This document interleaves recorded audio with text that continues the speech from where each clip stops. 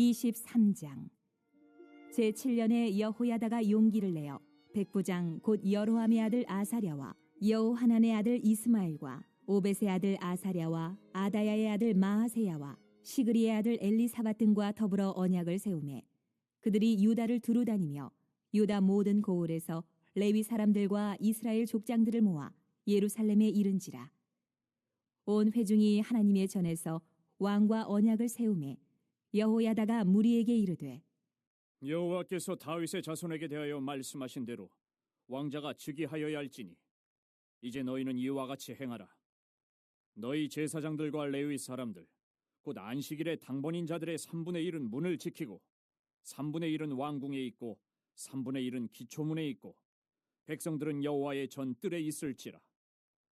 제사장들과 수종들은 레위 사람들은 거룩한즉 여호와의 전에 들어오려니와 그 외에 다른 사람은 들어오지 못할 것이니 모든 백성은 여호와께 지켜야 할 바를 지킬지며 레위 사람들은 각각 손에 무기를 잡고 왕을 호위하며 다른 사람이 성전에 들어오거든 죽이고 왕이 출입할 때에 경호할지니라.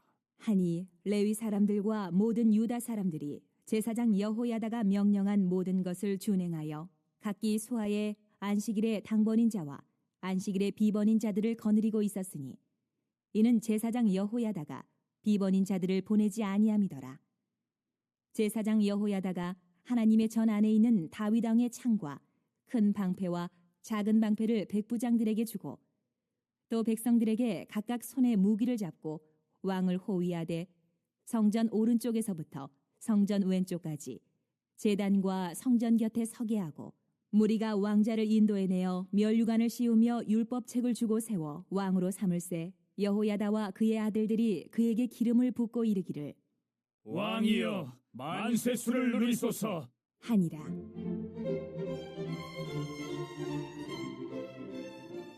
아달랴가 백성들이 뛰며 왕을 찬송하는 소리를 듣고 여호와의 전에 들어가서 백성에게 이르러 보매 왕이 성전 문 기둥 곁에 섰고 지휘관들과 나팔수들이 왕의 곁에 모셔 서 있으며 그 땅의 모든 백성들이 즐거워하여 나팔을 불며 노래하는 자들은 주악하며 찬송을 인도하는지라.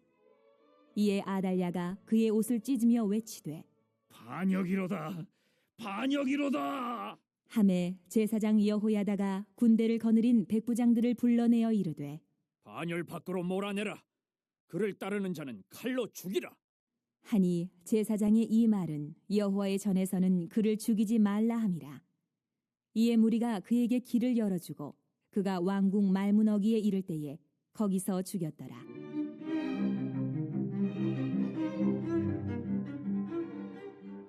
여호야다가 자기와 모든 백성과 왕 사이에 언약을 세워 여호와의 백성이 되리라 한지라. 온 국민이 바알의 신당으로 가서 그 신당을 부수고 그의 제단들과 형상들을 깨뜨리고 그 제단 앞에서 바알의 제사장 마단을 죽이니라.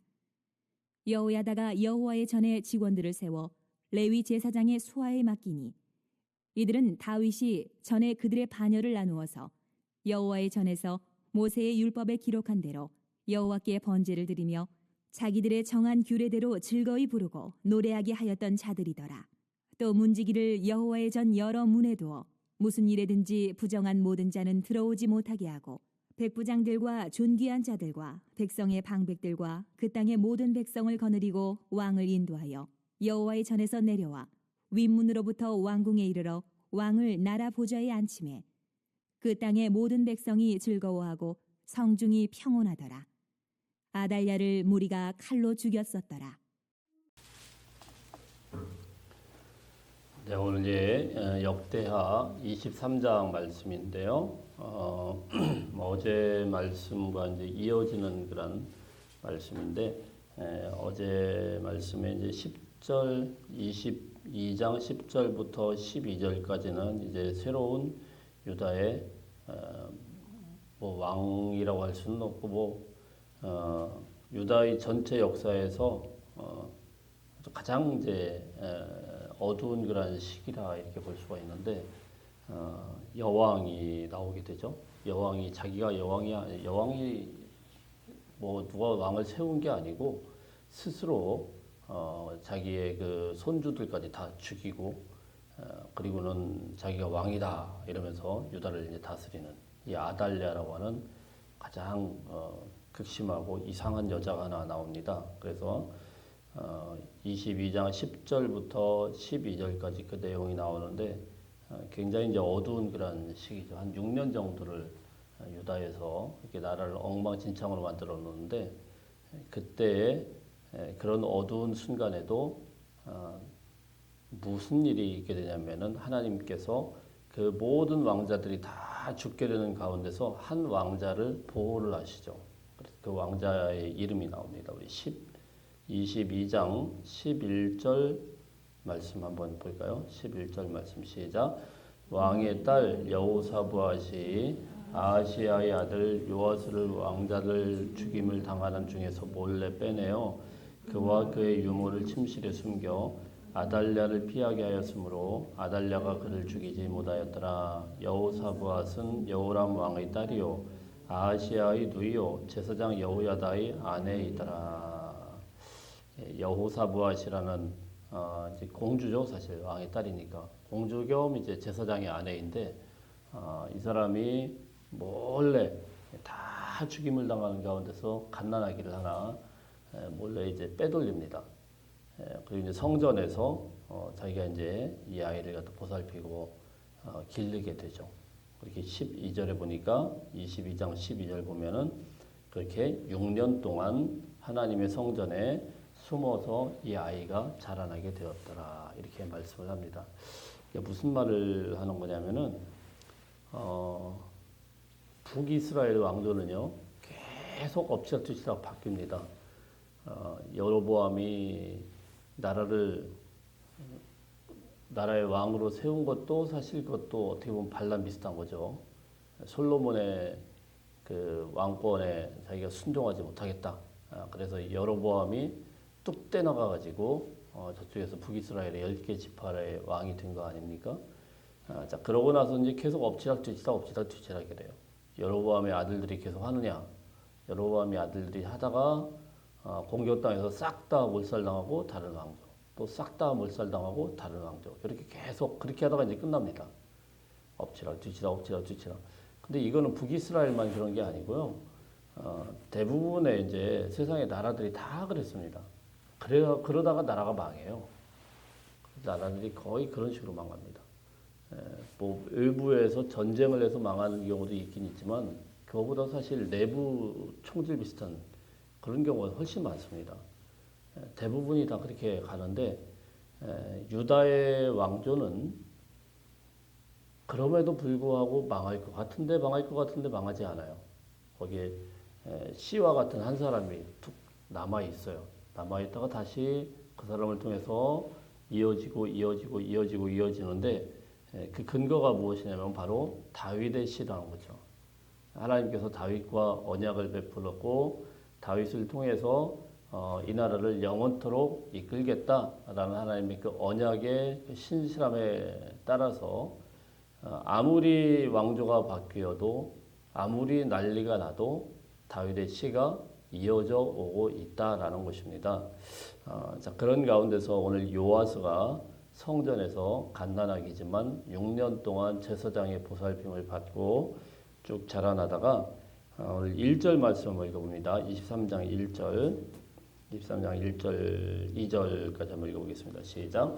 제7년에 여호야다가 용기를 내어 백부장 곧 여로함의 아들 아사랴와 여호하나의 아들 이스마엘과 오베드의 아들 아사랴와 아다야의 아들 마아세야와 시그리의 아들 엘리사밧 등과 더불어 언약을 세우매 그들이 유다를 두루 다니며 유다 모든 고을에서 레위 사람들과 이스라엘 족장들을 모아 예루살렘에 이른지라. 아멘. 자, 1절에 보니까 용기를 내었다 이렇게 이야기를 합니다.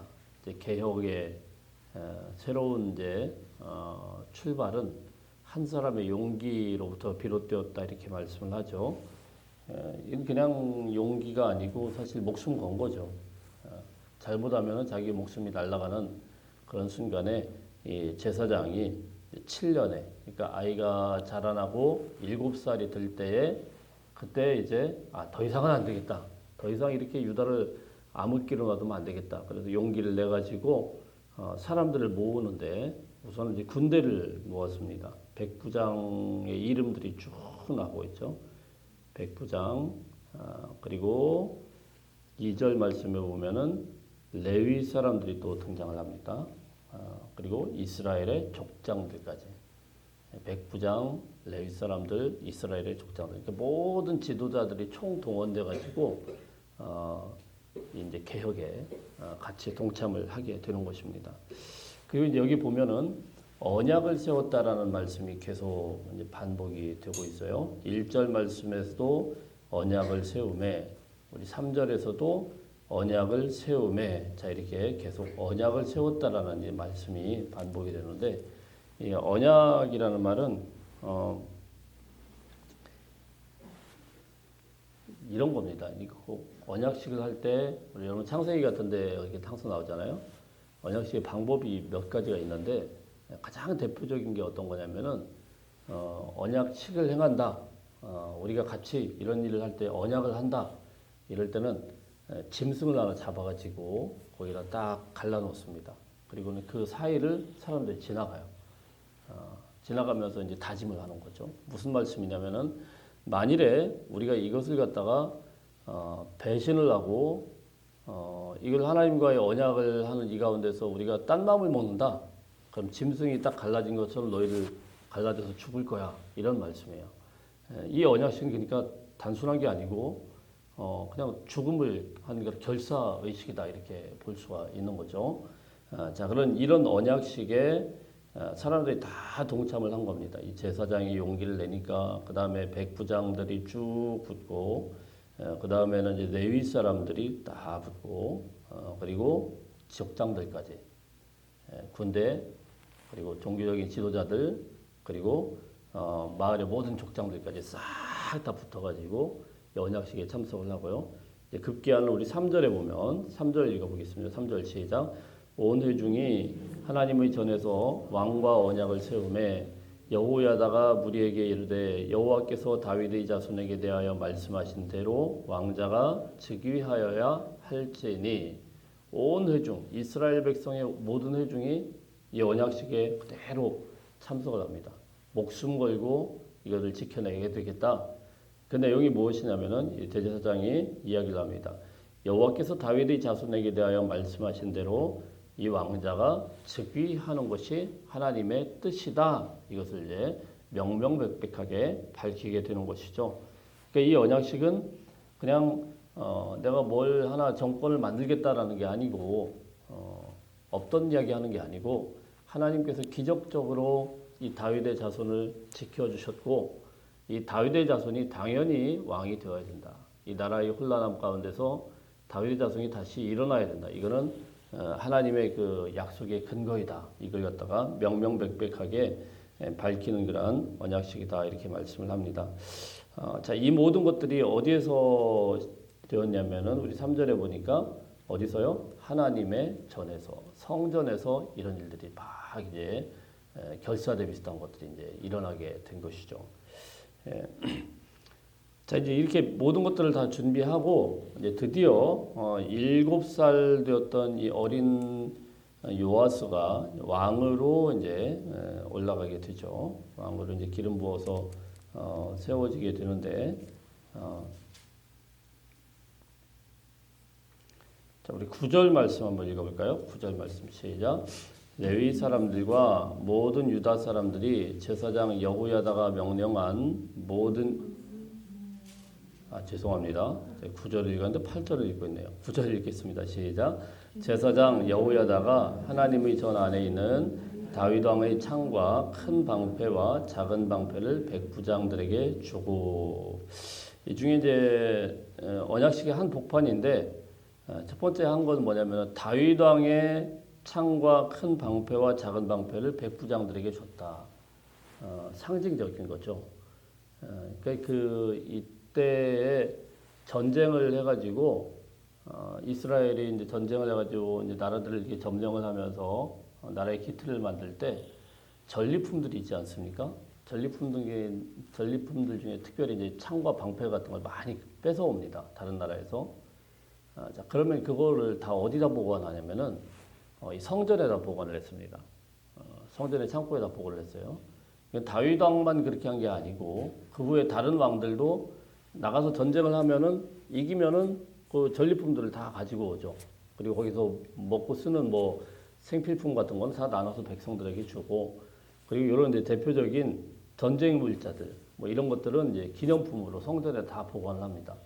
자, 그래서 이제 성전에서 무엇을 주냐면 특별히 다윗 왕의 창과 큰 방패와 작은 방패를 백부장에게 주었다. 이거는 이제 다윗 왕 혼자 쓴 게 아니고 다윗 왕 때 모았던 그 방패들, 다윗 왕 때 저 가져왔던 그 전리품들을 백부장들에게 다 나눠준 거예요. 이제 어느 시대로 돌아가야 된다는 거죠? 바로 다윗의 그 시대. 이걸 이제 계속 이야기를 하는 거죠.